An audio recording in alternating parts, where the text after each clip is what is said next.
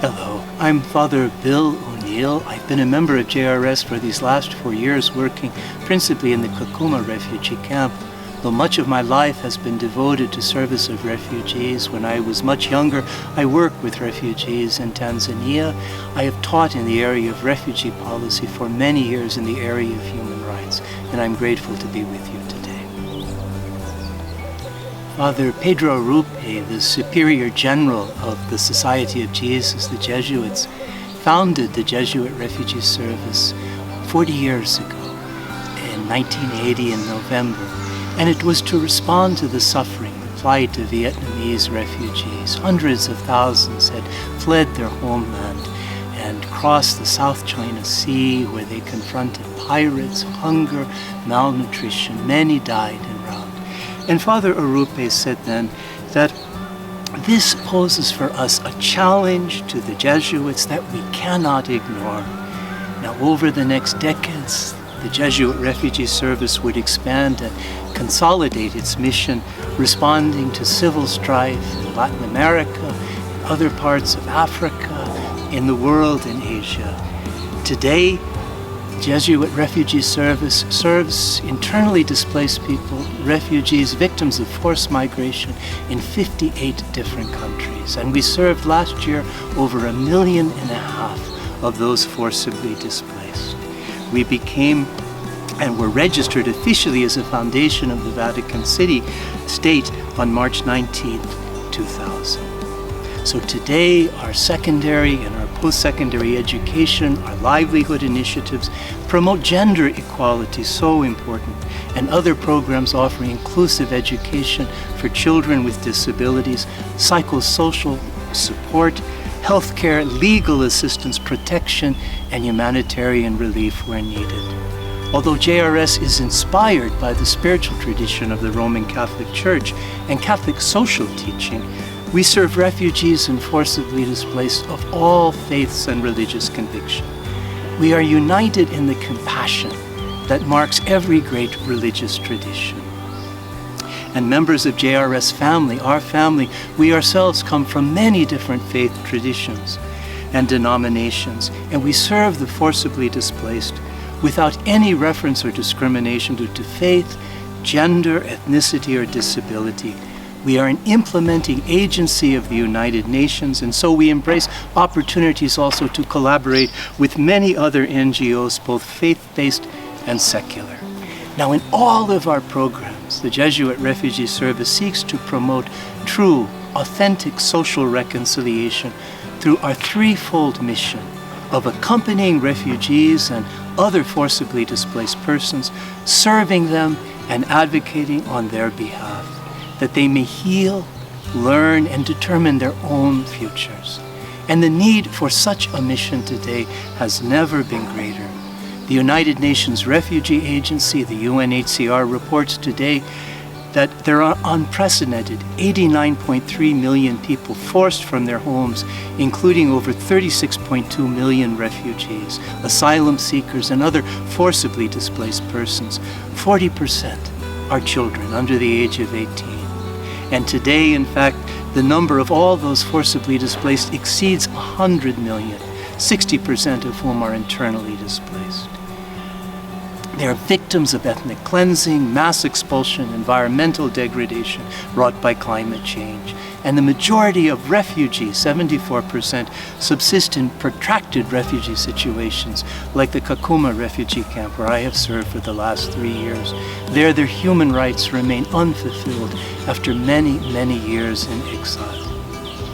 Our work of accompaniment, it recognizes the innate, inviolable dignity of the most vulnerable and excluded persons in our midst. Accompaniment is rooted in compassion, which is literally a suffering with our sisters and our brothers.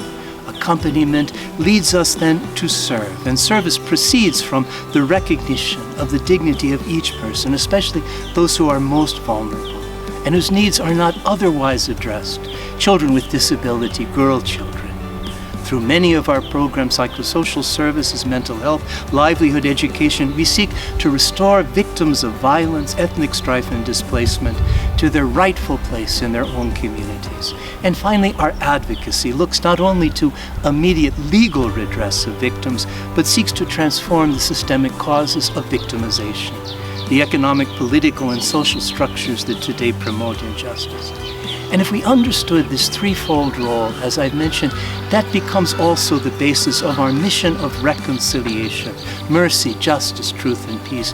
For any genuine reconciliation presumes a recognition of the dignity of those most vulnerable, at the heart of our accompaniment, redress of victims and systemic redress of the causes of victimization. A brief word then about the values that inspire our humanitarian efforts as they are influenced by our tradition of Catholic social teaching. Catholic in the big C sense of our religious denomination, but Catholic in the small c sense, which means in its original Greek, universal, for those are the values that bind us in solidarity. One of the critical values is that of dignity, recognizing the innate value of every person. We are precious. Christians and Jews say, created in the image of God. Our Muslim sisters and brothers tell us we are God's viceroys. But every great religious tradition recognizes the innate, inherent dignity of every person. You are precious, irreplaceable. Your dignity is permanent. No one can take it from you, nor can we restore or give dignity to others. That is the heritage of your humanity, a heritage which we recognize in the inviolable dignity of every person. And to believe that people have dignity because they are moral agents means we respect the conditions of their being agents, of their exercising agency. And these are human rights, basic human rights, to security, freedom from intimidation, sexual violence, welfare rights, enough to eat, drinkable water, education, shelter, healthcare. All of these are part and parcel of what it means to respect you as an agent. And finally, civil political liberties. Liberties not just to be free from interference by others, but freedom to participate fully and truly in your own communities. All of these rights together and the duties that accompany them make it possible for us to respond to the suffering of refugees. And because we believe in the equal dignity and equal rights of every person, we are especially committed to the rights of those who are most vulnerable. Because if we believe in equal dignity and equal rights, the central question for us becomes whose equal dignity and equal rights are unequally denied or threatened. So JRS began, unlike other NGOs, not merely to perform a specific work, livelihood, healthcare, education, but to respond to those who are most vulnerable, whose equal dignity is unequally threatened or denied. Hence our work in Kakuma, for instance, with children suffering from disability, our care for girl children. Who among us, who are most vulnerable? That is the work of accompaniment. How can we best serve them? That is our commitment to service. And finally, how do we address the systemic causes of victimization? That is our work of advocacy. Together, advocacy, service, accompaniment. These become the basis of our work of reconciliation, our ministry of reconciliation. And finally, in a world that is so bleak often and so desperate, it is our common faith in dignity and human rights that nurtures our fundamental hope, the heritage of all our religious traditions, what we learn from the refugees themselves. Our religious traditions affirm the sacredness of every person, that they are irreducibly valuable, despite whatever would happen to them, whatever befalls them. A lesson we learn from our refugees and their resilience themselves.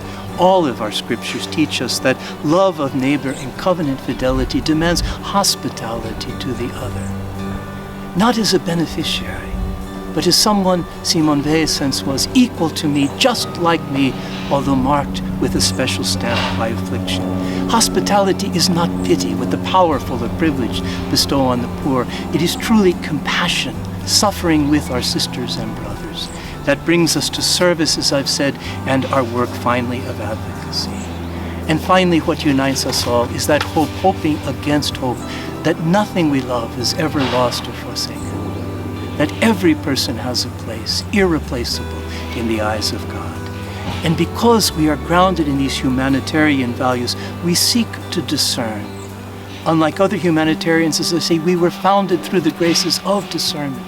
Who among us are the most vulnerable? How can we best serve them? How can we advocate in their behalf? Finally, as a JRS family, we accompany one another in our mission, in our journey with our sisters and our brothers. Much has changed since Pedro Arrupe's time, since we were founded. But our mission remains the same: to accompany, to serve, to advocate for refugees and displaced persons. Home is where we all begin, and what we want all people to find.